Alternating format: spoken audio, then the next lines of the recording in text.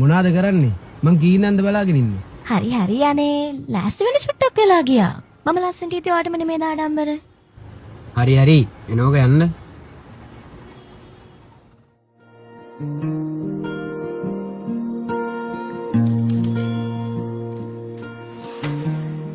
අර බලන්නකෝ කොච්චර කියුට්ද නේ?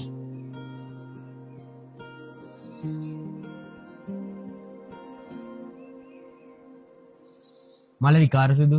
ඔය මල්වලින් ඇතු වැඩේ මොකද්ද? ඕවා හොඳයි ෆැන්ටසි ලෝකවල ජීවත් වෙන අය. ඔව් ඉතින්. මල් හම්බෙන්න තරම් මම වටින්නේ නෑනේ.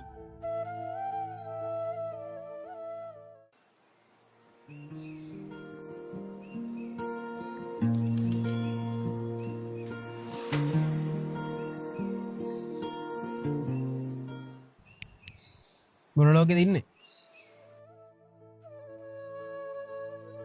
පරක් වෙලා තියෙන්නේ. අපි ඉක්මනට යන්නේ.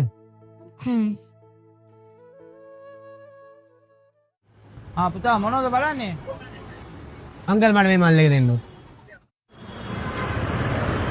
ඔව් ඉතින්. මල් හම්බෙන්න තරම් මම වටින්නේ නෑනේ.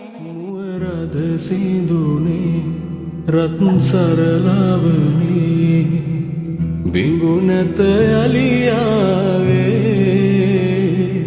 සත්සර නිමවි අනුරාගියේ කුමක් හෝ අහම්බාකාර සිදුවීමක් මගින් ජීවිතයට හිමි වූ ප්‍රේමය රැකගැනීමට අපහසුත් වූ පෙම්වතුන් සහ පෙම්වතියන් කොතරම් නම් සිටිනවා ඇද්ද?